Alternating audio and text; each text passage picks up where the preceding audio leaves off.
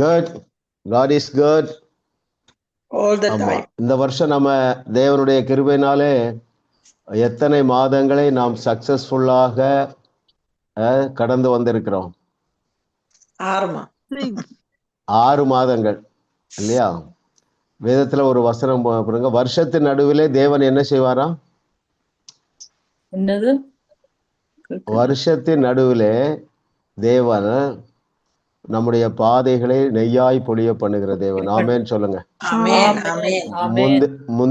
முந்தின மகிமையை காட்டிலும் பிந்தின மகிமை சிறப்பா இருக்கும்.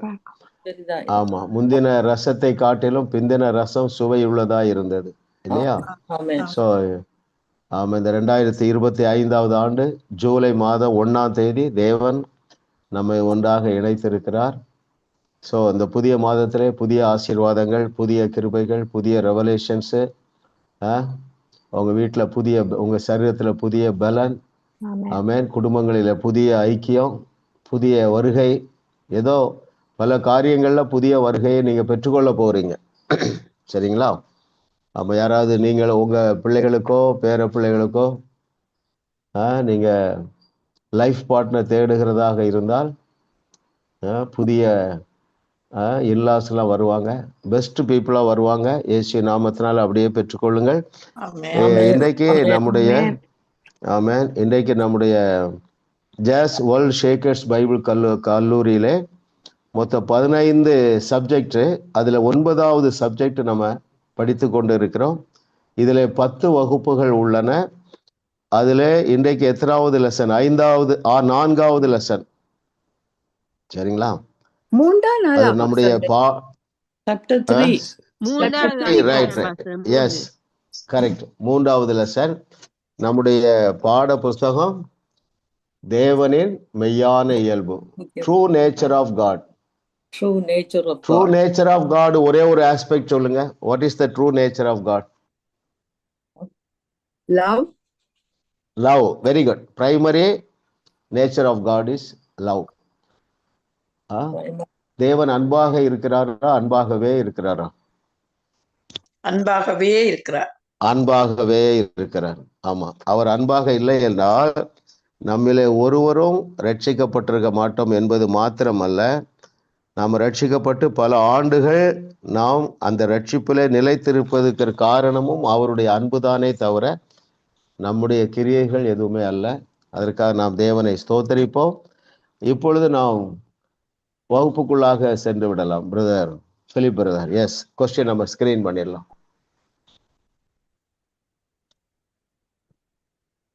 எந்த நிஜத்தை அறிந்தவர்கள் பாவம் செய்த பின்பும் குற்ற உணர்வடைய மாட்டார்கள்? Very good. கிருபையில் ஆரம்பிக்கலாம். கிரே சிஸ்டர், எந்த உண்மையை, எந்த சத்தியத்தை அறிந்தவர்கள் பாவம் செய்த பின்பும் குற்ற உணர்வு அடைய மாட்டார்கள்? சரியான சத்தியம், பரிசுத்த ஆவியானவருடைய வழிநடத்தல், வல்லமை, தேவனுக்கு இந்த உங்களுக்குள் வாசம் பண்ணி நீங்கள் செய்ய நினைப்பதையோ செய்ததையோ 45வது பக்கத்துல நான் அதை பார்த்து நான் பாஸ்டர் சரியான சத்தியத்தை நாங்கள் தேவனுடைய வார்த்தை சத்தியத்தை சத்தியமா இந்த கிருபையின்படி சத்தியம். அதுக்கு முன்னாடி அதாவது ஒரு தவறு செய்த உடனே நீங்க பாத்தீங்கன்னு சொன்னா வேற யாரும் என்ன எழுதியிருக்கீங்க? அப்புறம் நம்ம டிஸ்கஸ் பண்ணுவோம். சொல்லுங்க. நியாய பிரமாணத்துக்கு கட்டுப்பட்டிருக்கவில்லை. இயேசு நம்மை அதுல இருந்து எடுத்து விட்டார், விடுவித்தார். ஓகே, வேற என்ன எழுதியிருக்கீங்க? அது பரிசுத்த ஆவியானவரே கண்டித்து உணர்த்தும் வல்லமைக்காக தேவனுடைய சோத்திரம். அவர் வாசம் பண்ணி நாங்கள் செய்ய நினைப்பதையோ செய்வதையோ அது பாவம் அல்லது தேவ சித்தமா என்பதை குறித்து உடனே உங்களுக்கு இருங்க சிஸ்டர், சிம்பிளா ஆன்சர் நான் சொல்றேன். வேற யாரும் எது எழுதியிருக்கீங்களா?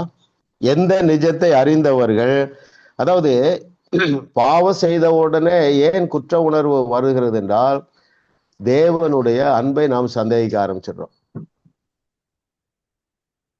அவருடைய அன்பு மாறாது என்பதை அறியவில்லை என்றால் பாவம் செய்த பின் அநேக விசுவாசிகள் என்ன செய்யறாங்க? குற்ற உணர்வு அடைந்துடுறாங்க. தேவன் அன்பாக இல்லை, அன்பாகவே இருக்கிறார் இல்லையா? இதுக்கு நல்ல ஒரு பெரிய ஸ்டோரியை நரேட் பண்ணார். அப்பாவுடைய அன்பு மாறாது என்பதை தம்முடைய பிள்ளைகளுக்கு விளக்கும்படியாக இளைய குமாரன் கதையை சொல்றாரு பாருங்களேன் இல்லையா? ரொம்ப முக்கியமான ஒரு ட்ரூத் அருமையானவர்களே. கர்த்தர் நல்லவர் பாருங்க. பாஸ்டர் இது ஓல்டு ஓல்டு சாப்டர்ஸ்ல தான் இருந்தது. நியூ சாப்டர் இந்த சாப்டர்ல இல்ல பாஸ்டர் நீங்க சொல்றது. Very good. நான் எதுல இருக்குன்னு காட்டுறேன் உங்களுக்கு. பழைய சாப்டர்ல தான் இருந்தது. அதாவது நீங்க 2-3 ஆன்சர் இருக்கு. எது எழுதினாலும் 10 மார்க்ஸ் போட்டுக்கலாம். தேவனுடைய அன்பு மாறாது என்பதை அறிந்தவர்கள் குற்ற உணர்வு அடைய மாட்டார்கள். நம்பர் 2, நான் செய்த பாவம் என்னுடைய ஆவி மனிதனை கரைப்படுத்தவில்லை என்று நீங்கள் எழுதியிருந்தாலும் மார்க் போட்டுக்கலாம். என்பதை அறிந்தவர்கள், என் தேவன் என்னை குறித்து திருப்தியாகவே இருக்கிறார் என்ற நிஜத்தை அறிந்தவர்கள். ஏனென்றால் நான் அவருடைய பிள்ளையாகிவிட்டேன். அதை ஏற்றுக்கொண்டோம் பாருங்க. அவரை நாம் தகப்பனாக ஏற்றுக்கொண்டதுனால பாருங்க, இந்த கொஸ்டின் எந்த பேராகிராஃப்ல இருந்து நான் எடுக்கிறேன் அதை மட்டும் நான் வாசிக்கிறேன். பேஜ் 40 பக்கம், செகண்ட் பேராகிராஃப்ல பாருங்களேன். நாம் பாவம் செய்கையில் நமது மனசாட்சி நாம் தவறு செய்து விட்டோம் என்று உணர்த்தும் போது முதலாவது நாம் என்ன செய்கிறோம்? பாவம் செய்த பின் அநேக விசுவாசிகளுக்கு முதலாவது நடப்பது என்னவென்றால், அவர்கள் குற்ற உணர்வினால் நிறைந்து தங்களை தாங்களே கடிந்து கொண்டு தேவனை விட்டு விலக ஆரம்பிக்கிறார்கள். நியாய பிரமாணத்தை மீறி விட்டதை அவர்கள் அறிந்து கொள்ளுகிறார்கள். ஆமா, யாரும் ஃபர்ஸ்ட்ல சொன்னீங்க, அதுவும் நீங்க 10 மார்க்ஸ் போட்டுக்கலாம். எது? நாம் நியாய பிரமாணத்திற்கு கீழ்ப்பட்டிராமல் கிருபைக்கு கீழ்ப்பட்டிருக்கிறோம். பட் பிரதானமாக நாம் அறிந்து கொள்ள வேண்டியது, இன்னைக்கு நம்ம மனசுல ஆழமாக பதித்து கொள்ள வேண்டியது என்னவென்றால், தேவனுடைய அன்பு எந்த சூழ்நிலையிலும் மாறாது. சரிங்களா? இப்போ அந்த லூக்கா 15வது அதிகாரம் எடுத்துக்கொள்ளுங்களேன். Look chapter 15. நல்லவர் பாருங்க. நம்ம அந்த ரொம்ப டீட்டெயிலாக போக வேண்டியதில்லை. அந்த இளைய குமாரன் ஸ்டோரியில, நல்ல தகப்பன் ஸ்டோரியில 15:20 எழுந்து புறப்பட்டு தன் தகப்பனிடத்தில் வந்தான். அவன் தூரத்தில் வரும்போதே அவனுடைய தகப்பன் அவனை கண்டு மனதுருகி ஓடி அவன் கழுத்தை கட்டி கொண்டு முத்தம் செய்தான். இது எந்த வசனம் உங்களுக்கு ஞாபகம் வருது? பாவம் பெருகின இடத்துல கிருபை பெருகுகிறது. சரிங்களா? கழுத்தை கட்டி கொண்டு அவனை முத்தம் செய்தான். ஏன் தெரியுமா? பழைய ஏற்பாட்டிலே இப்படி தகப்பனுக்கு துரோகம் செய்கிறவர்களுக்கு என்ன தண்டனை கொடுக்க வேண்டும்? கல்லறிந்து கொள்ள வேண்டும். ஒரு வாசிக்கலாம் அதையும். உபாகமம் 21வது அதிகாரம் 18வது வசனம் வாங்க. உபாகமம் 21:18 நானே அதை வாசிக்கிறேன். ஏன் அவன் ஓடி வந்து கழுத்தை கட்டி கொண்டான்? மூடிக்கிட்டான், மகனை மூடிக்கொண்டான். யாராவது கல்லறிந்திர கூடாது. வாசிக்கிறேன். உபாகமம் 21 verses from 18. தன் தகப்பன் சொல்லையும் தன் தாயின் சொல்லையும் கேளாமலும் அவர்களால் தண்டிக்கப்பட்டும் அவர்களுக்கு கீழ்ப்படியாமலும் போகிற அடங்காத துஷ்ட பிள்ளை ஒருவனுக்கு இருந்தால் அவன் தகப்பனும் அவன் தாயும் அவனை பிடித்து அவன் இருக்கும் பட்டணத்தின் மூப்பரிடத்திற்கும் அவ்விடத்து வாசலுக்கும் அவனை கொண்டு போய் 20வது வசனம் உபாகமம் 21:20 எங்கள் மகனாகிய இவன் அடங்காத துஷ்டனாய் இருக்கிறான், எங்கள் சொல்லை கேளான், பெருந்தேனிக்காரனும் குடியனும். இந்த பாருங்க, இந்த கேரக்டர் எல்லாம் அந்த ஸ்டோரியில நரேட் பண்றாரு. குடியனுமாய் இருக்கிறான் என்று பட்டணத்தின் மூப்பரோட சொல்லுவார்களாக. அப்பொழுது அவன் சாகும்படி அந்த பட்டணத்து மனிதர் எல்லாரும் அவன் மேல் கல்லறிய கடவர்கள். இப்படியே தீமையை உன் நடுவிலிருந்து விலக்கி போட வேண்டும். இஸ்ரவேலர் எல்லாரும் அதையே கேட்டு பயப்படுவார்கள். எல்லாரும் என்ன செய்யணுமா? சாகும்படி கல்லறிந்து கொள்ள வேண்டும். இல்லையா? பாருங்க, இது பழைய ஏற்பாடு. புதிய ஏற்பாட்டுல அந்த ஸ்டோரி அவர் அழகா சொல்றாரு பாருங்க. குடியன், வெறியன், அடங்காதவன், அந்த ஸ்டோரி அப்படி நரேட் பண்றாரு பாருங்க. அப்போ அருமையானவர்களே, தேவனுடைய அன்பை சந்தேக வைப்பதுதான் பிசாசனுடைய பிரதான வேலை. அவனுக்கு இயேசு கொடுத்த பெயர் என்ன?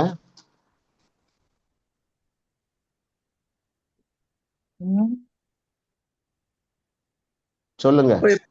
பொய்யனும் பொய்க்கு பிதாவானவர். பாருங்க என்ன அழகா சொல்றார், அவன் பொய்யனும் பொய்க்கு பிதாவானவன். நீங்க கவனமாக இல்லை என்றால் அவனுடைய பொய்க்கு நாம் பலியாகி விடுவோம். அப்படித்தான் நம்ம பலியாகி இருந்தோம் இல்லையா? கர்த்தர் நல்லவர். இயேசுவே சொல்றாரு பொய்யனும் பொய்க்கு பிதாவா. அப்படின்னா யாரு? அவன் எவனையும் அவனால வஞ்சிக்க முடியும். பெரிய பைபிள் காலேஜ்லாம் எஸ்டாப்ளிஷ் பண்ணியிருக்கிறாங்க உலகம் முழுவதும். அநேக நியாய பிரமாணத்தை போதிக்கிறாங்க. ஆனா தேங்க் காட், தேவன் நம்முடைய கண்களை கிருபையாக திறந்தார். அப்ப எந்த நிஜத்தை தேவன் அன்பாகவே இருக்கிறார் என்கிற நிஜத்தை அறிந்தவர்கள் அவரை விட்டு ஓட மாட்டார்கள், குற்ற உணர்வு அடைய மாட்டார்கள். இரண்டாவது கேள்வி போயிடலாம் பிரதர்.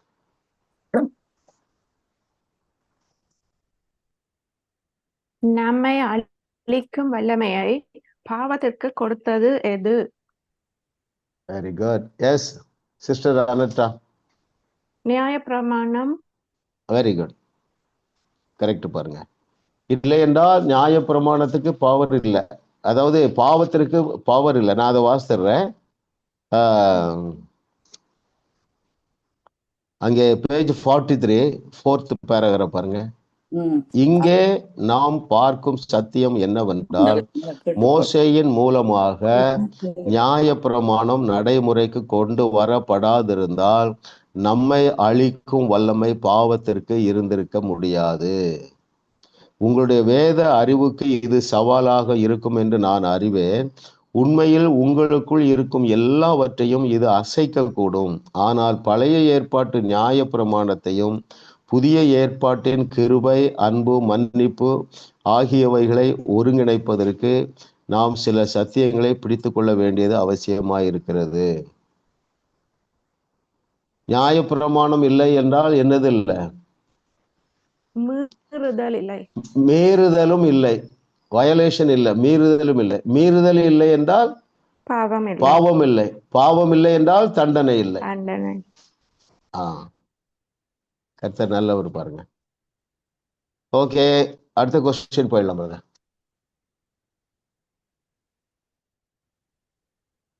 எந்த 3 மனப்பான்மைகள் நம்மை தேவனை விட்டு துரத்துகிறது? சிஸ்டர் லிதியா நினைக்கிறேன். எஸ், 41 பக்கத்துல பாஸ்டர் சொல்லுது, நாங்கள் பாவம் செய்து பாவங்களுக்கு நம்மை நரகத்துக்கு அனுப்பி விடுவார் என்று அந்த காரியத்தின் நிமித்தம் தேவன் நம்மோடு ஐக்கியம் கொள்ள மாட்டார், பாதுகாக்க மாட்டார், நம் தேவைகளை சந்திக்க மாட்டார் என்று நாங்கள். வெரி குட், கரெக்டா சொல்றீங்க. ஸோ அதை வாசித்துறேன், அதுக்கப்புறம் பார்ப்போம். மிடில் இருக்கு பாருங்களா, பேஜ் 41. அதன் பிறகு தண்டனை பகுதி வருகிறது. மறுபடியும் பிறந்த நம்மில் அநேகர் ஒரு சில பாவங்களுக்காக தேவன் நம்மை நரகத்திற்கு அனுப்பி விடுவார் என்று நம்பவில்லை. ஆனால் அவர் என்னோடு ஐக்கியம் கொள்ள மாட்டார், என்னை பாதுகாக்க மாட்டார், தேவைகளை சந்திக்க மாட்டார் என்றும் நம்புகிறோம். கொஞ்சம் கஷ்டப்பட்டு மோசமாக வெட்கப்படுத்தப்பட்டால் தான் தேவன் நம்மோடு இருக்கும் ஐக்கியத்தை சரி செய்து கொள்வார் என்று எண்ணுகிறோம். இந்த மாதிரியான மனப்பான்மை நம்மை தேவனை விட்டு துரத்துகிறது. இந்த எண்ணம் எங்கிருந்து வருகிறது? இல்ல, கர்த்தர் நல்லவர், அவர் கிருபை என்றும் உள்ளது. பாருங்க, நம்ம ஏற்கனவே பார்த்தோம் பாருங்க. அவர் தன்னுடைய சாயலாக நம்முடைய முதல் பெற்றோரை சிருஷ்டித்த பிறகும் அவர்களோடு ஐக்கியத்தில் தான் இருந்தார். அவர்களை பாதுகாத்தார், அவருடைய தேவைகளை சந்தித்தார். இல்லையா? ரொம்ப முக்கியமான ட்ரூத்தா இருங்க அவர்களே. ஆமா, அவங்களுக்கு என்ன தேவை இருந்தது? அவருடைய நிர்வாணத்தை அவர்களால அந்த அவமானத்தை தாங்கி கொள்ள முடியவில்லை. அவங்களுக்கு தெரிந்ததெல்லாம் இலைகள் தான், மர இலைகள், தாவரங்களுடைய லீவ்ஸ் தான் தெரிஞ்சு, அதை வச்சு மறைச்சு கொண்டாங்க. ஆனா அவருடைய தேவை என்ன? இப்போ அவங்களுக்கு ஒரு ட்ரெஸ் வேணும், ட்ரெஸ்ன்னு ஒண்ணு இருக்கு அப்படி தெரியாது. உடனே என்ன செய்யறாரு? ஒரு காளையை கொண்டு அதனுடைய தோலை எடுத்து அவர்களுக்கு உடுத்தினார். அப்போ ஆனா அவங்க என்ன நினைச்சாங்க? இனிமே எங்களுக்கு தேவையை சந்திக்க மாட்டார், எங்களோட ஃபெல்லோஷிப்ல இருக்க மாட்டார், எங்களை ப்ரொடெக்ட் பண்ண மாட்டார். அப்படிதான் நம்பினாங்க பாருங்க. முதல் கொலை செய்த காயினுக்குமே இந்த 3ஐயும் கொடுத்தார். அவரோட ஃபெலோஷிப்ல இருந்தாரு, ப்ரொடெக்ட் பண்ணாரு, நீட்ஸ் எல்லாம் சந்தித்தார். சரிங்களா? கர்த்தர் நல்லவர். நம்ம இது பெரிய ஆசீர்வாதங்களையும் பெரிய எதிர்பார்ப்பையும் தேவன் வைத்துதான் இவைகளை எல்லாம் நமக்கு கற்றுத் தருகிறார். நீங்க இந்த அன்புல வளர வளர பாவ எண்ணங்களிலிருந்தே நம்ம வெளியே வந்துடுறோம். ஆனாலும் நம்முடைய கீழ்ப்படிதலிலே குறைவு இல்லாமல் இருக்காது, நம்முடைய எண்ணங்களிலே குறைவு இல்லாமல் இருக்காது, நம்முடைய உணர்ச்சிகளிலே குறைவு இல்லாமல் இருக்காது. கர்த்தர் நல்லவர். அதையும் தாண்டி தேவன் நம்மை நேசிக்கிறார். கேள்வி 4க்கு போயிடலாம். எதற்கு கீழ்ப்படுகிறதினாலே ஒருவனும் ஒரு காலம் தேவ நீதிமானாக முடியாது.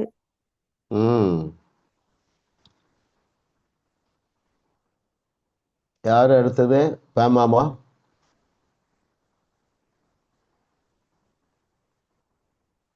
பாஸ்டர், நான் mercy சொல்லட்டுமா? இல்ல வரிசையா வருமா? பேம் சிஸ்டர் சொல்லுங்க. பேம் சிஸ்டர் சொல்லுங்க. ஓகே.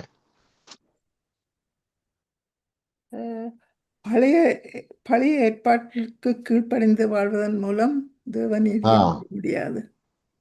ஓகே. பழைய ஏற்பாட்டுல எதுக்கு கீழ்ப்படுகிறதுனால நீதிமான் ஆக முடியாது? எல்லாரும் திங்க் பண்ணுங்க. உங்களுக்கு ஆன்சர் தெரியும், இருந்தாலும் திங்க் பண்ணுங்க. இது நமக்கு ரொம்ப ஆழமான பதிய வேண்டியது. நியாய பிரமாணத்திற்கு கீழ்ப்படிதலாலே ஒருவனும் ஒரு காலம் தேவ நீதிமான் ஆக முடியாது. இல்லையா? பேஜ் 45 பாட்டம் மோஸ்ட் பாருங்களேன். இப்படி இருக்க பாவத்தை அறிகிற அறிவு நியாய பிரமாணத்தினால் வருகிறபடியால் எந்த மனுஷனும் நியாய பிரமாணத்தின் கிரியைகளினாலே தேவனுக்கு முன்பதாக நீதிமான் ஆக்கப்படுவது இல்லை. ஓகே, நம்ம தொடர்ந்து இதில் நிறைய காரியங்கள் இதில் நம்ம தியானிப்போம். இந்த புக்கில் பல காரியங்கள். 5வது கேள்விக்கு போயிடலாம் பிரதர். எதற்கு அப்போ அதுல ஒரு ஓகே, எதற்கு கீழ்ப்படுகிறதுனாலே ஒருவன் தேவ நீதிமானாக முடியும்? இந்த 5வது கேள்விக்கு போகிறதுக்கு முன்னால யாராவது பதில் சொல்லுங்க. நியாய பிரமாணத்திற்கு கீழ்ப்படுகிறதுனாலே ஒருவனும் நீதிமான் ஆக முடியாது. எதற்கு? கிருபைக்கு. வேற என்ன சொல்லலாம்? இந்த 2வது உடன்படிக்கைக்கு, புதிய உடன்படிக்கைக்கு. வேற என்ன சொல்லலாம்? விசுவாசத்திற்கு கீழ்ப்படுகிறதுனால. அப்போ விசுவாசத்திற்கு கீழ்ப்படிதல் என்றால் என்னன்னா, நம்மை குறித்து தேவ வசனம் என்ன சொல்லுகிறதோ அதை விசுவாசிப்பதுதான் விசுவாசத்திற்கு கீழ்ப்படிதல். நம்மை பார்த்து தேவ வசனம் என்ன சொல்லுறது? நீங்கள் நீதிமான்கள் ஆக்கப்பட்டு இருக்கிறீர்கள், பரிசுத்தவான்கள் இதை விசுவாசிக்கிறீர்களா? எங்கே நாம் நீதிமான்கள் ஆக்கப்பட்டு பரிசுத்தவான் ஆக்கப்பட்டு பரிபூர்ணமாக்கப்பட்டு இருக்கிறோம்? நம்முடைய ஆவி மனிதனே, நம்முடைய ஆவி மனுஷன் இல்லை. Very good. அப்போ விசுவாசத்திற்கு கீழ்ப்படிதல் என்றால் நம்மை குறித்து தேவன் என்னவெல்லாம் சொல்லியிருக்கிறாரோ அதை ஏற்றுக்கொள்ளுவது. இன்னும் பாருங்க, அவர் சொல்றாரு, உங்களால் கூடாத காரியம் ஒன்றுமிராது என்று சொல்லுகிறார். அந்த வார்த்தையை விசுவாசிப்பது விசுவாசத்திற்கு கீழ்ப்படிவது. நான் செய்ததை விட பெரிய கிரியைகளை செய்வீர்கள். இது தேவனுடைய அந்த விசுவாசத்திற்கு கீழ்ப்படிவது.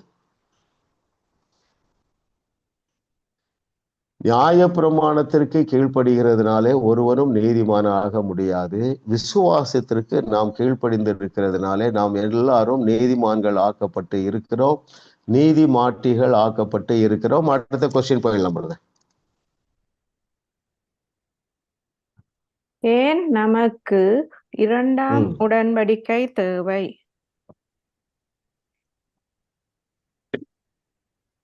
Very good.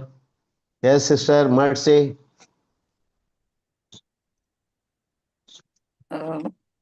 பழைய உடன்படிக்கையினாலே ஒன்றையும் பூரணப்படுத்த முடியவில்லை. Very good, very good, very good. Correct. இயேசு கிறிஸ்துவை தேவன் எதற்காக அனுப்பினார் என்றால், நானோ இழந்ததை தேடவும், ஜீவனை கொடுக்கவும், அந்த ஜீவன் ஜீவனை கொடுக்க, அவைகளுக்கு ஜீவனை கொடுக்கவும் அந்த ஜீவன் பரிபூர்ணப்படவும் வந்தேன் என்கிறாரு. அப்போ அந்த நியாய பிரமாணத்துக்கு கீழ்ப்படுகிறதுனாலே ஒருவரும் பூரணப்பட முடியாது. வாசிக்கிறேன், பேஜ் 42 பாருங்களேன். அதுல டாப் செகண்ட் பேராகிராஃபா, அந்த முதலாம் உடன்படிக்கை பிழை இருந்ததானால் இரண்டாம் உடன்படிக்கை அதற்கு இடம் தேட வேண்டியதில்லை. அப்படின்னு பார்த்தீங்கன்னா, புது உடன்படிக்கை என்று அவர் சொல்லுகிறதுனால முந்தினதை பழமையாக்கினார். பழமையானதும் நாள்பட்டதுமாய் இருக்கிறது, உருவழிந்து போக காலம் சமீபித்திருக்கிறது. இயேசு விசேஷித்த உடன்படிக்கைக்கு பிணையாளி ஆனார். பழைய உடன்படிக்கையினால் ஒன்றையும் பூரணப்படுத்த முடியவில்லை. சரியான பதில் சொன்னீங்க சிஸ்டர்.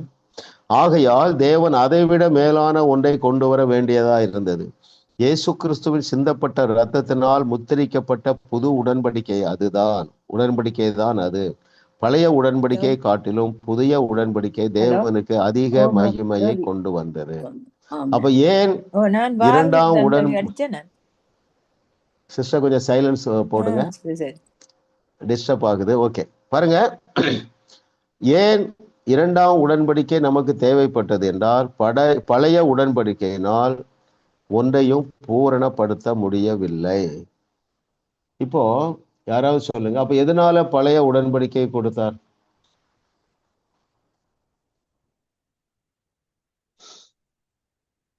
பாவம் எதென்று அறியும்படி. அது அறியும்படி. வேற எதற்காக கொடுத்தார்? பாவம் உலகத்துல பெருகிட்டு பார்த்தால் அதை கண்ட்ரோல் பண்றதுக்காக தான் நியாயப்பிரமாணத்தை கொண்டு வந்து கண்ட்ரோல் பண்ணவர். ஆனா அதுக்கு கண்ட்ரோல் ஆகாம வழியா மரியாதை வயசுல அதாவது என்னால முடியாது, என்னால என் தேவனை சாட்டிஸ்ஃபை பண்ண முடியாது, என்னுடைய பலத்தினால சாட்டிஸ்ஃபை பண்ண முடியாது, எனக்கு வேற சோர்ஸே இல்லை, அவருடைய நீதி தான் எனக்கு வேணும், அவருடைய பரிசுத்தம் தான் எனக்கு வேணும் இல்லையா? அப்படி என்று நாம் அவரை அண்டிக் கொள்ளத்தக்கதாக கிறிஸ்தவ வாழ்க்கையை பாருங்களா. சாமி என்னால முடியாது சாமி, நீங்க தான் ஏதாவது செய்யுங்க. நிறைய வசனம் நம்ம பார்த்திருக்கோம்ல. அவரே நமக்கு நீதி, அவரே நமக்கு பரிசுத்தம். எந்த வசனம் சொல்லுகிறது? 1 கொரிந்தியர் 1:31. ஓகே, அப்போ அவரை இல்லாமல் நமக்கு எந்த ஒரு நன்மையும் கிடையாது. என்ன குட் நியூஸ், என்ன நல்ல செய்தி என்றால், அவர் நமக்குள்ளே வாசம் பண்ணுகிறதுனால எல்லா தேவையை சந்தித்து விட்டார். எல்லா தேவையான பரிசுத்தம், தேவையான நீதி மாத்திரமல்ல, தேவையான ஐஸ்வர்யம், தேவையான சமாதானம், தேவையான அன்பு, மகிழ்ச்சி, எல்லாவற்றையும் நாம் அனுபவிக்கத்தக்கதாக எல்லாவற்றுக்கும் எல்லாமாக அவர் நமக்குள்ளே வாசம் பண்ணுகிறார். ஓகே, எஸ், 6வது கொஸ்டின் போயிடலாம் பாருங்க.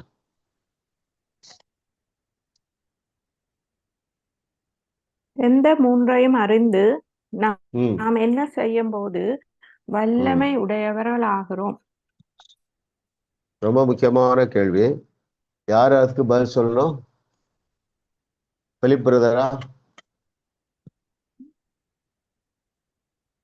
By acknowledging what Jesus has done inside of us, experiencing the love of God, and a heart of gratitude from what God has done for us. And a heart of gratitude for what God has done for us. இன்னொரு point இருக்கு அதுல. By acknowledging and சொன்னார். By acknowledging and சொன்னார் pastor. Not only just by acknowledgement. இன்னொன்னு இருக்கு, நீ தமிழை சொல்லலாம். அன்பு எப்படிப்பட்டது? இல்ல, கொஞ்சம் மாற்றி யோசிங்க. ரொம்ப முக்கியமான ட்ரூத். இத கொஞ்சம் நான் உங்களுக்கு விளக்கம் மற்றவர்களுக்கு சொல்லுவது. நல்லா கவனிங்க. இதை மற்றவர்களுக்கு சொல்லும் போதுதான் வல்லமையுடையவர்கள் ஆகிறோம். நான் வாசிக்கிறேன், ரொம்ப முக்கியம். நீங்க இதை நல்லா கிராஸ் பண்ணிடுங்க, சரிங்களா? பேஜ் 47ல கேள்வி என்ன? எந்த மூன்றையும் நாம் அறிந்து கொள்ள வேண்டும்? 1, 3rd paragraph. கிறிஸ்து உங்களுக்குள் என்ன செய்திருக்கிறார்? நம்பர் 1, இதை அறிந்திருக்க வேண்டும். நம்பர் 2, தேவனுடைய அன்பு எப்படிப்பட்டது என்பதை அறிந்திருக்க வேண்டும். நம்பர் 3, தேவன் உங்களுக்கு செய்துள்ள நன்மைகள். இன்னும் சிம்பிளா சொல்ல போனா நம்ம எந்த ஸ்டேட்டஸ்ல இருக்கிறோம் என்பதை நாலேஜ் வேணும். அப்புறம் கிறிஸ்துவுக்குள் நாம் எப்படி இருக்கிறோம் என்கிற நாலேஜ், அது நம்ம எல்லாருக்கும் வந்துட்டு ஓரளவு இன்னும் வந்து கொண்டே இருக்கும். அது பெரிய மேட்டர் சப்ஜெக்ட். சரிங்களா? இதை அறிந்திருந்தால் மாத்திரம் போதாது. அதுல எழுதுறாரு பாருங்கள், ஆகியவைகளை குறித்து நன்றியுள்ள இருதயத்துடன் இவைகளை மற்றவர்கள் முன் தெரியப்படுத்துவதன் மூலமாகவே நீங்கள் வல்லமையுள்ளவர்களாகிறீர்கள். இதுதான் புதிய ஏற்பாட்டின் வழிமுறை ஆகும். கொஞ்சம் கவனிங்க, உங்க வாழ்க்கை வளமுள்ளதா மாறிடும். நாலேஜ் மட்டும் போதாது, you have to declare openly. சரிங்களா? திரும்பவும் கவனிங்க, இந்த சத்தியத்தை நாம் அறிய வேண்டும். விடுதலை எப்பொழுது வரும்? சத்தியத்தை அறிவீர்கள், சத்தியம் உங்களை விடுதலையாக்கும். இன்னைக்கு என்ன கற்றுக்கொள்கிறோம்? நீங்கள் அறிந்திருக்கிற சத்தியத்தை அடிப்படையில நீங்க எதிர்பார்க்கிற வெற்றியை டிக்ளேர் பண்ணுங்க. நீங்கள் எதிர்பார்க்கிற சுகத்தை டிக்ளேர் பண்ணுங்க. நீங்கள் எதிர்பார்க்கிற குடும்ப உறவை டிக்ளேர் பண்ணுங்க. பைபிள் உதாரணம் தான் நமக்கு இது, இல்லையா? பாருங்க, தேவன் பவுலை வல்லமையாக பயன்படுத்த முடிந்தது. ஏன்னா அந்த நாலேஜ் எல்லாம் வந்துட்டு, இன் கிரைஸ்ட், கிறிஸ்துவுக்குள்ள நாம யாராக இருக்கிறோம் என்கிற நாலேஜ் எல்லாம் வந்துட்டு அவன் அதோடு விடல. எதனாலே எருசலேம் துவக்கி எதிர்க்க வரைக்கும் சபையாய் அவரால் நாட்ட முடிந்தது? எதனாலே சிறைச்சாலையிலிருந்து அற்புதமாக வெளியே வர முடிந்தது என்றால், அவன் என்ன சொன்னான்? என்னை பலப்படுத்துகிற கிறிஸ்துவினாலே எல்லாவற்றையும் செய்ய எனக்கு பலன் உண்டு. அப்படி சொல்லணும்னு ஆண்ட்ரூ மக்கள் எழுதுறார். ஆமென். நீங்க சொல்றீங்களா? ஆமென். கொஞ்சம் திங்க் பண்ணுங்க. ஆன்சரை கண்டுபிடிச்சோன்னா அடுத்த கொஸ்டின் போகக்கூடாது. இது என்னுடைய எண்ணத்தையே இந்த தோசையை புரட்டி போட்ட மாதிரி போட்டுட்டு, நீங்க வேதத்துல பவுல் மாத்திரம் இல்ல, என்னை பலப்படுத்துகிற கிறிஸ்துவனால எல்லாவற்றையும் என்னால் எனக்கு செய்ய முடியும். இன்னும் என்ன சொன்னா? நான் முற்றிலும் ஜெயம் கொள்ளுகிறவர்களாக இருக்கிறோம். இன்னும் என்ன சொன்னா? எப்ப என்ன பிரச்சனை வந்தாலும் இந்த அன்பை என்னை விட்டு பிரிக்க முடியாதுன்னா. இதெல்லாம் அவனுடைய டிக்ளரேஷன். இதே போல பழைய ஏற்பாட்டுல பாருங்களேன், அறிஞ்சிருந்தான். என்ன அறிஞ்சிருந்தான்? ஆட்டு இடையன், நான் தான் அடுத்த கிங்குனே அறிஞ்சிருந்தான். சரிங்களா? நாலேஜ் வந்துட்டு, உம்மால் நான் ஒரு சேனைக்குள் பாய்வேன், டிக்ளேர் பண்றான் பாருங்க. உம்மால் நான் ஒரு மதிலை தாண்டுவேன், டிக்ளேர் பண்றான். அப்பொழுது அவன் வல்லமையுடையவனாக மாறினான். வேற என்ன டிக்ளேர் பண்றான்? எல்லாரும் யோசித்து சொல்லுங்க.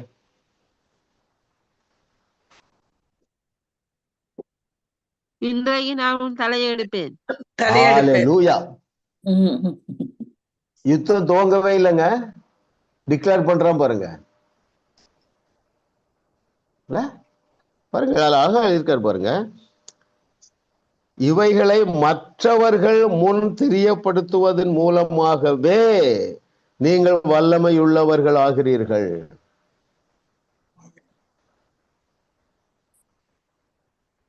என்னுடைய ஒரு எக்ஸ்பீரியன்ஸ் நான் சொல்றேன். கிருபை பாருங்க, ஆண்டோடைய சித்தத்தை குறித்து எனக்கு ஒரு ரெவலேஷன் வந்துட்டு, ஃபினான்ஸில் தேவன் ஏழைகளை வாழ வைக்கிறதற்கு ஆபிரகாமை போல நபர்களை தேடுகிறார். ஆபிரகாமை போல பூமி தாங்க முடியாத அளவுக்கு ஆசீர்வதிக்க வேண்டும். அப்படித்தான் ஆண்டவர் சேனலா நம்மளை வச்சிருக்கிறார், இன்க்ளூடிங் இந்த ஏரியா ஆஃப் ஃபினான்ஸ். பொருளாதாரத்திலையும் நாம தான் சேனல் ஆஃப் பிளஸிங். சரிங்களா? ரெண்டாவது, அநேக ஜாதிகளுக்கு கடன் கொடுக்கணும். அப்புறம் பூமியில் உள்ள சகல ஜாதிகளை விட நான் உங்களை நம்ம மேன்மையாக வைத்திருக்கிறார். சரிங்களா? இதெல்லாம் நாலேஜ். சரிங்களா? அப்புறம் வேற என்ன செய்யறாருன்னா, அதை இந்த ஃபினான்ஸை குறித்து வேற என்ன சொல்லியிருக்கிறாருன்னா, பாவிகளின் ஆஸ்தி உங்களுக்கு வரும்னு சொல்லியிருக்கிறார். சரியா? இப்படி பல இருக்கு. இதை குறித்து எனக்கு ஒரு வெளிப்பாடு வந்ததுனால நான் உங்களுக்கு தெரியும், பாட்டு எழுதுனேன். என்ன பாட்டு? கோடி கோடி கோடி இயேசுவின் நாமத்தினால் கோடீஸ்வரன் நான். சரிங்களா? பாட்டு எழுதுறேன், பேசுறேன். நம்ம கொண்டுதான் தேவனால் உலகத்தை ஆசீர்வதிக்க முடியும்.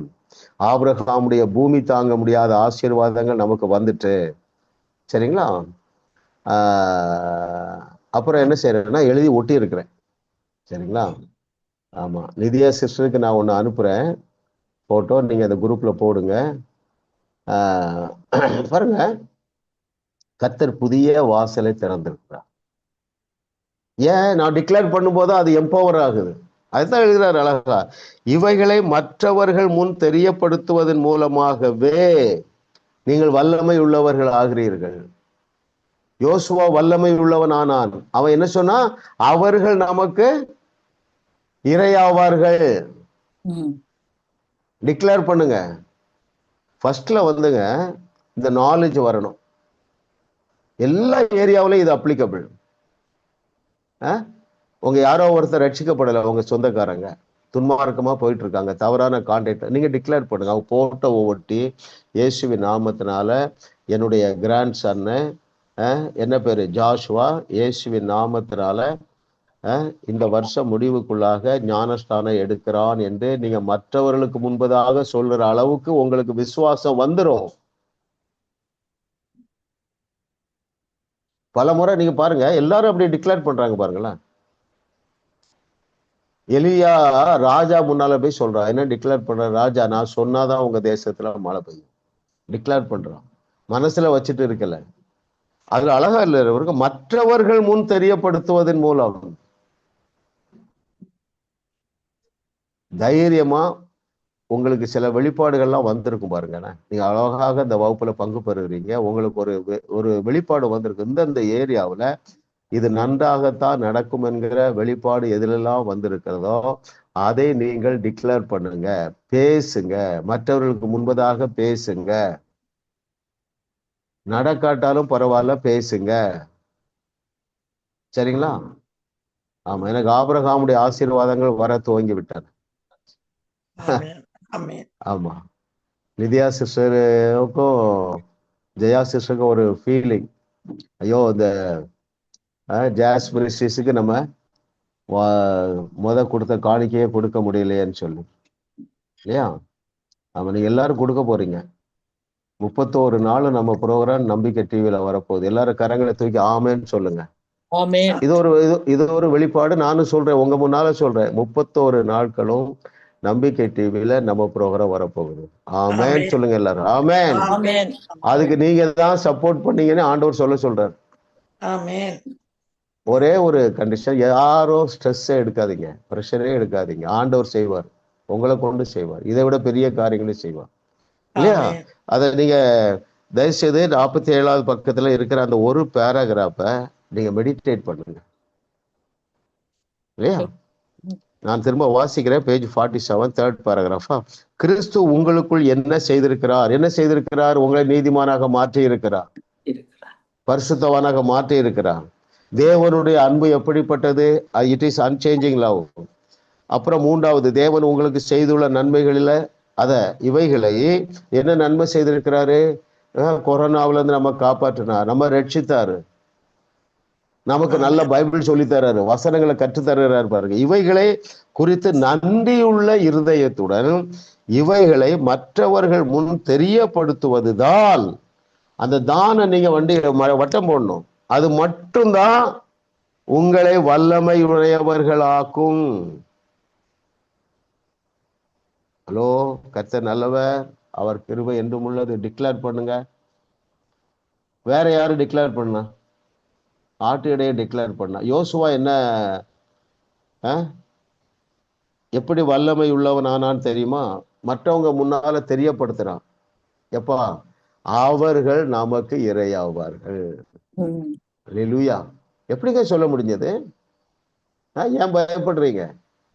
இதுக்கு பெரிய வீராங்கனையா இருக்க வேண்டியது இல்லை, ஒரு சிம்பிள் ஃபெய்த் போதும், இல்லையா? நீங்க சொல்லாம யார் சொல்ல முடியும்? நன்மைகளை தைரியமாக பேசுங்க உங்க பிள்ளைகள் மீது. உங்க பையன், உங்க கிராண்ட் டாக்டர் சொல்றா, பாட்டிமா நான் டாக்டர் ஆகணும், தலையில கை வச்சு பேசுங்க, இயேசு நாமத்தினால மகளே நீ டாக்டர் ஆயிட்டான்னு பேசுங்க. நீங்க சொல்ற அந்த வார்த்தையில் உள்ள விசுவாசம் அவருடைய இருதயத்துல தங்கி இருக்கும். பாசிட்டிவா திங்க் பண்ணுவான் இல்லையா? அப்ப இந்த இந்த 6வது கேள்வியில என்ன கற்றுக்கொள்ளுகிறோம் என்றால், வல்லமையுடையவர்கள் நம்மை வல்லமையுடையவர்களாக மாற்றுவது நாம் என்ன சொல்லுகிறோமோ அது எங்க சொல்லணும்? அதை பார்த்து சொல்லுங்க. எங்க சொல்லணும்? அத மற்றவர்களுக்கு முன்பு. நமக்கு உங்களுக்குள்ளேயே சொல்லுங்க, மற்றவர்களுக்கு முன்பாக சொல்லுங்க. எபிரேயர் நிருபம் எழுதுற பாருங்க, உங்கள் நம்பிக்கையை அறிக்கையிடுகிறதில் அசைவில்லாமல் உறுதியாயிருங்கள். அவன் டிக்ளேர் பண்றான். ஆட்டிடையன் யோசுவா டிக்ளேர் பண்றான். எலிசா டிக்ளேர் பண்றான், நாளைக்கு இந்த நேரம் இங்க பஞ்சம் இருக்காது.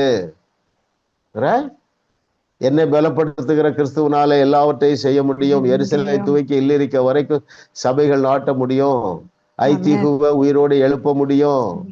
அல்லேலூயா. கர்த்தர் நல்லவர். இது ஆழமான சத்தியம். நீங்க அதை திரும்ப திரும்ப மெடிடேட் பண்ணுங்க. ஓகே. எஸ் பிரதர், 7வது கேள்விக்கு போலாம். இப்பொழுது பாவம் செத்ததாய் இருக்கிறது, ஏன்?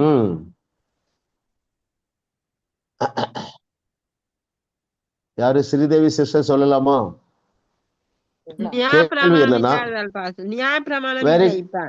வெரி குட், அவ்வளவுதான். ஏன் இப்பொழுது பாவம் செத்ததா? Very good. இப்பொழுது ஏன் பாவத்துக்கு ஜீவன் இல்லை? ஏன் it has lost is power? அதனுடைய பலனை ஏன் இழந்தது என்றால், இப்பொழுது நியாய பிரமாணம் இல்லை. ரைட்? பேஜ் 52 நியாய பிரமாணம் இல்லாவிட்டால் பாவம் செத்ததா இருக்குமே. Okay okay, very good, correct. Okay, இதுல பாருங்க, பேஜ் 52 வாங்க. 4th பேராகிராஃப் இருந்து படிப்போம். பாவமானது கற்பனையினாலே சமயம் பெற்று, பாவமானது அதாவது பாவமானது நியாய பிரமாணத்திலே ஜீவன் பெற்று சகலவித இச்சைகளையும் என்னில் நடப்பித்தது. நியாய பிரமாணம் இல்லாவிட்டால் பாவம் செத்ததாய் இருக்கிறது. முன்னே நியாய பிரமாணம் இல்லாதவனாய் இருந்தபோது நான் ஜீவன் உள்ளவனாய் இருந்தேன். கற்பனை வந்தபோது உயிர் கொண்டது. கற்பனை வந்தபோது பாவம் உயிர் கொண்டது, நான் மரித்தவனானேன். சரிங்களா? ஸோ எப்பொழுது பாவத்துக்கு எஃபெக்ட் இல்லைன்னா நியாய பிரமாணம் இல்லை. எனவேதான் அவர் என்ன செஞ்சாரு? நியாய பிரமாண கட்டளைகளை தகர்த்து கொண்டு ஒழித்தார். 8வது கேள்வி போயிடலாம் பிரதர்.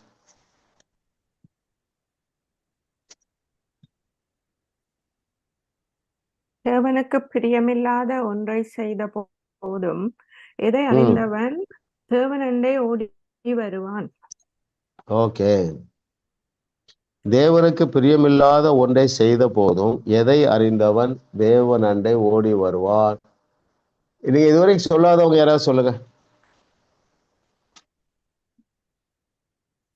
தவறு செய்த ஒருவன் தன்னுடைய தயவை அறிந்து அவரை புரிந்து கொண்டவனாயிருப்பானாயில் அவரிடம் நேராக ஓடி வந்துடுவான். Very good, very good. சரியான பதில். சொல்றது யாரு சொல்றீங்க? Ranjini. Ranjini sister. Okay okay, very good.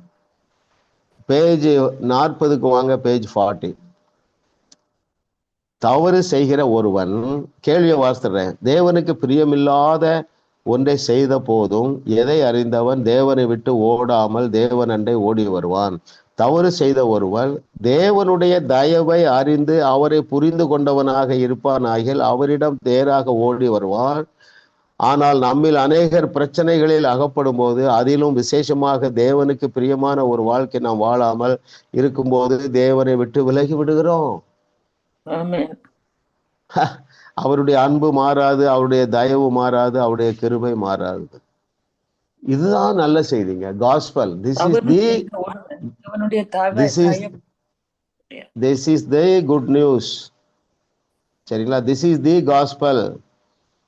உங்க குரூப் பேர் என்ன? Good news prayer group. என்ன குட் நியூஸ்? இளைய குமாரனையே நேசித்தார். அவர் பயப்படல பாருங்களேன். யாரு பயப்படல? இயேசு கிறிஸ்து. அவர் பயப்படல. என்ன பயப்படல? இப்படிலாம் நம்ம நிஜத்தை பச்சையா போட்டு சொல்லிட்டோன்னா வாலிபர்கள்லாம் நம்மளை விட்டு ஓடுங்க. அநேக இளைஞர்கள் ரட்சிக்கப்படுறதுக்கு காரணமே இந்த அன்பு தாங்க. சரிங்களா? ஆமா, கர்த்தர் நல்லவர், அவர் கிருபை என்றும் உள்ளது. ஆமா, ஆண்டவர் எனக்கு அதை ஞாபகப்படுத்த போறார்.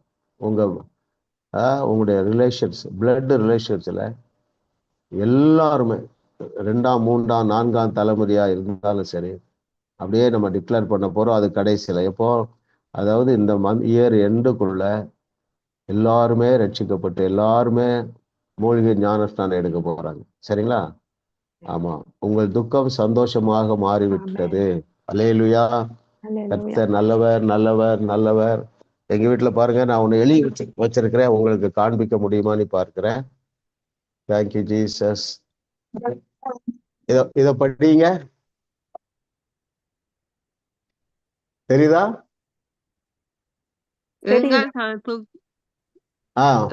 துக்கம் சந்தோஷமாக மாறிவிட்டது.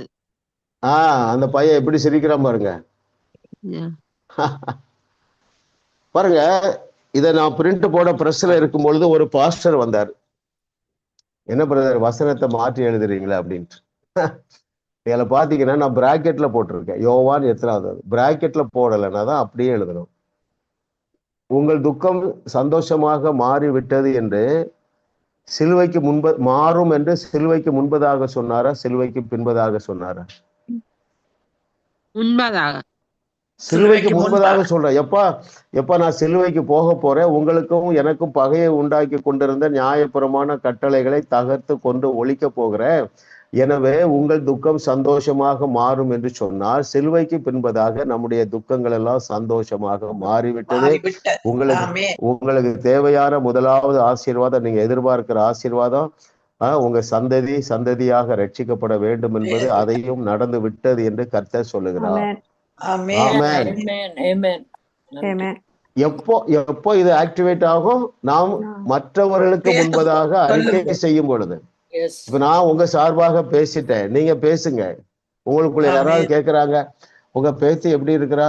இயேசுவின் நாமத்தினால நாங்க எல்லாரும் சேர்ந்து டிக்ளேர் பண்ணிட்டோம் சிஸ்டர், இந்த வருஷம் கடைசிக்குள்ளாக அவர் ரட்சிக்கப்பட்டு ஞானஸ்நானம் பெற்றுவா அப்படின்னு நீங்க டிக்ளேர் பண்ணுங்க. அப்பொழுதுதான் அந்த சூப்பர் நேச்சுரல் பவர் வேலை செய்யும். ஆமா, எத்தனை சான்றுகள் வேதத்துல இருக்கு. ஒருவேளை யோசுவா சொல்லலைன்னு வைங்களேன். எதை சொல்லல? அவருக்குள்ள விசுவாசம் இருக்கு. அவனுக்கு ஒரு வெளிப்பாடு வந்துட்டு, தேவன் நம்மை சொல்லிதான் அழைத்து வந்திருக்கிறார், கானானை நமக்கு கொடுத்து விட்டேன்னு சொன்னாரு. இதை அவன் அடக்கி வைத்து கொண்டு இருந்தால் அவன் வல்லமை உள்ளவனாக மாறி இருக்க மாட்டான். என்ன சொல்றான்? அவர்கள் நமக்கு இரையாவார்கள்.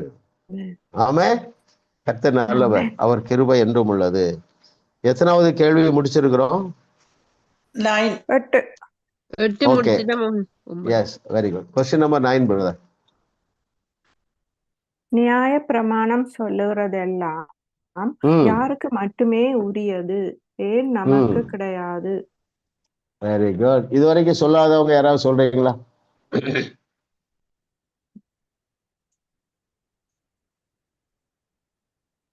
கர்த்தர் நல்லவர். ஓகே, யாராவது சொல்லுங்களா?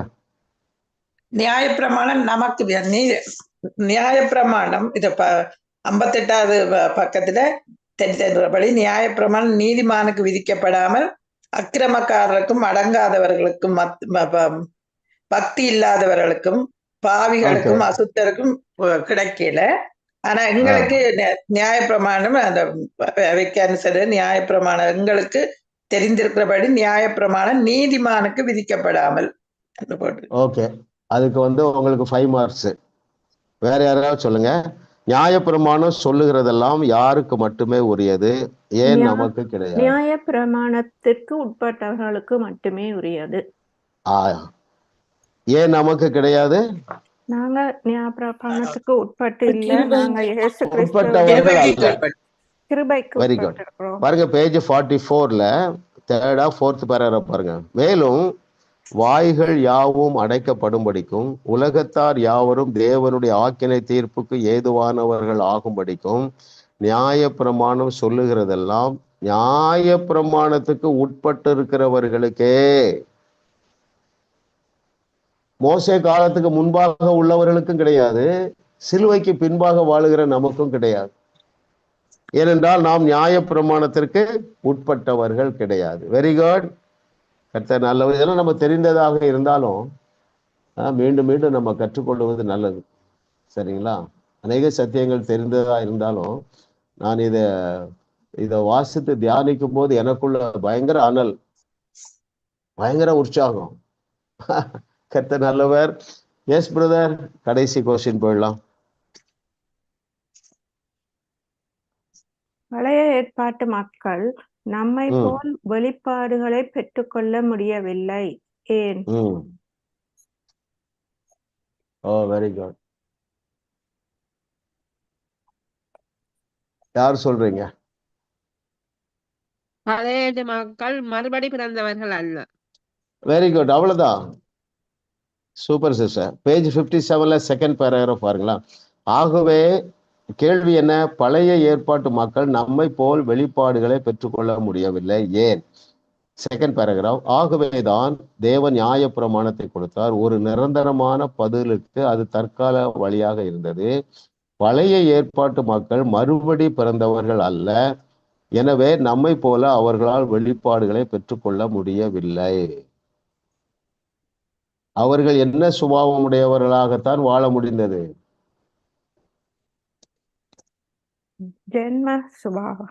ஜென்ம சுபாவம் உள்ளவர்களாகத்தான் இருந்த முடியுது. அதே வார்த்தை, ஜென்ம சுபாவமான மனுஷனோ தேவனுடைய ஆவிக்குரியவைகளை ஏற்றுக்கொள்ளான். அவைகள் அவனுக்கு பைத்தியமாக தோன்றும். அவைகள் ஆவிக்கேற்ற பிரகாரமாய் ஆராய்ந்து நிதானிக்கப்படுகிறவைகள் ஆனதால் அவைகளை அறியவும் மாட்டான். அப்படின்னா ஒரு உதாரணம் சொல்ல பாருங்களேன். அவர்களாலே சில காரியங்களை நிஜத்தை விசுவாசிக்க முடியல. உதாரணத்துக்கு பாருங்க, பாவம் செய்தவன் தான் எதை கொண்டு வரணும்? இளங்காளை அல்லது ஆட்டுக்கடாவை கொண்டு வரணும். அவன் கண்களுக்கு முன்பதாகவே அந்த ரத்தம் சிந்தப்படுறத பார்த்தாதான் அவனால விசுவாசம் நம்ப முடியும். ஏன்னா அவன் கார்னல் மைண்டட், ஜென்ம சுபாவம். நீங்களும் நானும் 2000 வருஷத்துக்கு முன்னால நடந்ததை நம்ம நம்புகிறோமாங்க? எவ்வளவு பெரிய மேட்டருங்க. அதனாலதான் நான் தைரியமா சொல்றேன், உங்களுக்கு கடுகளவு இல்ல, கப்பல் அளவு விசுவாசம் இருக்கு. இதெல்லாம் ஒரு வெளிப்பாடா வந்ததுனாலதான் நான் சொல்றேன், இயேசு கிறிஸ்துவை விசுவாசிப்பதை போல பெரிய மிராக்கிள், பெரிய ஆசீர்வாதம் எதுவுமே கிடையாதுங்க. அதையே நீங்க தாண்டி வந்துட்டீங்க. என்ன நன்மை உங்க வாழ்க்கையில குறைவுபட முடியும்? ஒண்ணுமே குறைவுபட முடியாது. அருமையானவர்களே, எவ்வளவு விசுவாசம் இருந்தா போதுனாரு? கடுகளவு விசுவாசம் தான் போனாரு. உங்களுக்கு நம்ம எல்லாருக்கும் எவ்வளவு விசுவாசம் இருக்கு? கப்பல் அளவு. லிதியா சிஸ்டர் நீங்க அன்மியூட் பண்ணல பாருங்க. அப்ப ஏன் எழுதியிருக்கிற நன்மைகளை பெற்றுக்கொள்ள முடியவில்லை என்றால், சரிங்களா, ஒரு தமாசு சொல்றேன், கப்பல் அளவை விட பெரிய அவிசுவாசம் வந்துச்சு. சரிங்களா? விசுவாசம் போதுமானதுக்கு இருக்கு, அவிசுவாசம் போதுமானதற்கும் அதிகமாக இருக்கிறது. அதனாலதான் இதெல்லாம் நான் அறிஞ்சுதான் ஒரு வெளிப்பாடா வந்ததுனாலதான் நான் ஒரு தமாசா சொன்னாலும் இதுல ரொம்ப நிஜம் இருக்கு. எப்படி அந்த வனாந்தரத்துக்குள்ள அந்த யுத்த காலத்துல ஆட்டு இடையினால தேவனாய் விசுவாசிக்க முடிந்ததுன்னா அவன் ஞாயிற்றுக்கிழமை தோறும் சர்ச்சுக்கு போகல. யோசுவாவா அதுல நிக்கிறான் பாருங்க 40 வருஷம். இப்ப இருக்கிறது போல அந்த நாட்கள்ல சபை இருந்தா ஞாயிற்றுக்கிழமை போகும்பொழுது இருக்கிற விசுவாசத்தை அவங்க எடுத்துடுறாங்களே. அதனால நீங்க சபைக்கு போக வேண்டாம் என்று சொல்லல, நீங்க சபையை துவங்குங்கள், ஒரு 10 பேருக்கு ஆசீர்வாதமாக இருங்க, இல்ல இந்த சத்தியத்தை சரியாக போதிக்கிற சபைக்கு போங்க, இல்லையா? அருமையானவர்கள், நான் அடிக்கடி யோசித்து பார்க்க, எப்படி மோசே எப்படி தொடர்ந்து மிராக்கிள் பண்ணிட்டே போறான், தாவீது பண்ணிட்டே போறான், எலிசா அவங்க தொடர்பு எங்கோட தான் இருந்தது? மேலதான் இருந்தது, ஆண்டவரோடு தான் இருந்தது தவிர போதகர்கள் பாஸ்டர்கள் கூட இல்லை. தப்பிச்சுட்டாங்கல்ல, சஸ்டெயின் பண்ணாங்க. மோசே இறந்த உடனே ஆண்டவர் சொல்றாரு, எப்பா அவர் என்ன சொல்றாரு? யோசுவா, அதை வாசித்து முடிப்போம். யோசுவா 1வது அதிகாரம் 4வது வசனமா, அந்த வசனத்தை அவன் அப்படியே பிடிச்சிட்டான் பாருங்க. அதனாலதான் சொல்றேன், அவர் சொன்ன நல்வார்த்தையில எல்லாம் ஒரு வார்த்தையும் தவறி போகவில்லை. யோசுவா 1:5 வசனம் பாருங்களேன். யாராவது வாசிங்க. யோசுவா 1:5. யோசுவா 1:5. நீ உயிரோடு இருக்கும் நாளெல்லாம் ஒருவனும் உனக்கு முன்பாக எதிர்த்து நிற்பதில்லை. நான் மோசையோடு இருந்தது போல உன்னோடும் இருப்பேன். நான் உன்னை விட்டு விலகுவதும் இல்லை, உன்னை கைவிடுவதும் இல்லை. யாராவது ஆங்கிலத்துல வாசிங்க. பிரதர் பிலிப் உங்ககிட்ட இருந்தா வாசிங்களேன். ஜாஷுவா 1:5. எவ்வளவு நாள் உன்னோட இருப்பேங்கிறாரு? உயிரோடு இருக்கும் நாளெல்லாம். So what is the result? ஒருவனும் உனக்கு முன்பதாக எதிர்த்து வரமாட்டான்னு சொன்னாரா, எதிர்த்து நிற்க மாட்டான்னு சொன்னாரா? எதிர்த்து நிற்பதில்லை. ரெண்டுக்கும் உள்ள வித்தியாசம் என்ன? மாட்டார்கள்டா நிற்க முடியாது. இப்படி சொல்லுமா, நடைமுறையில பேசுவோம். பிரச்சனை வரலாம், ஆனா அது ஸ்டாண்ட் பண்ணாது, நிலைத்து இருக்காது, உன்னை விட்டு ஓடி போகும். ஆனா ஜாஷுவாவுக்கு ஒரு ரோல் இருந்தது, அவங்கள துரத்தணும் இல்லையா? அல்லேலூயா. பாருங்க, அவன் சொல்றான் கடைசியில, எப்ப அவர் சொன்ன நல்வார்த்தையில எல்லாம் ஒரு வார்த்தையை தவறி போகும். ஆமே. கர்த்தரை தெய்வமாக கொண்ட நாம் பாக்கியவான்கள். Yes brother, please. No one will be able to stand up against you all the days of your life, as I was all the days of your life. Apro, as I was with Moses, I will be with you. I will never leave you or nor forsake you. Amen. Ama, as he was with Moses, he is with us. நம்ம இதோட better ஸ்டேட்டஸ்ல இருக்கோம். யாராவது சொல்லுங்க. யோசுவாவுக்கு கிடைக்காத பாக்கியம் நமக்கு என்ன? புதிய உடன்படிக்கை. சோ புதிய உடன்படிக்கை. அதனால பாருங்க, இங்க என்ன சொல்றாரு? மோசையோடு இருந்தது போல உன்னோடும் இருப்பேன். அவர்களோடு கூட தானே இருந்தாரே தவிர அவர்களுக்கு உள்ளே வாசம் பண்ண உள்ள இருக்கல. எவ்வளவு பெரிய நிஜம் இல்ல? இதையெல்லாம் ஒரு வெளிப்பாடாக புரிந்ததுனாலதான் இயேசு சாதாரணமா சொல்றார், நீங்க தேவர்களாக இருக்கிறீர்கள். நாம் மனிதர்கள் அல்ல, தேவர்கள். பயப்படாதீங்க, தைரியமா எழும்புங்க. சோ நீங்க இருக்கிற இடத்துல எந்த பிரச்சனையும் தொடர்ந்து இருக்க முடியாது. எப்பொழுது அது நடக்கும் என்றால் யோசுவாவை போல அதை என்ன செய்யணும்? எதிர்த்து நிற்கணும். பிசாசி எப்பொழுது நம்மை விட்டு ஓடி போவான்? எதிர்த்து நிற்கும் பொழுது.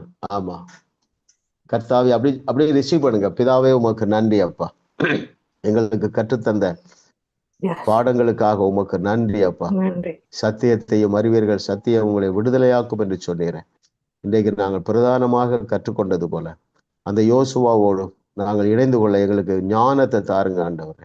அவர்கள் நமக்கு இரையாவார்கள் என்று சொன்னானே, அதே போல நாங்கள் வெளிப்பாடுகளை பெற்று நாங்கள் எல்லா மற்றவர்களுக்கு அதை பேசத்தக்கதாக ஒரு விசேஷித்த கிருபை இந்த நாள்ல இருந்து எங்கள் பிள்ளைகள் ஒவ்வொருவருக்கும் ஆப்பரேட் ஆவதாக. எத்தனை ஆண்டுகள் கழித்து இந்த பாடத்தை கேட்கிறவர்கள் அவர்களுக்கும் அப்படிப்பட்ட ஒரு தைரியம், ஒரு வெளிப்பாடு உண்டாகட்டும்.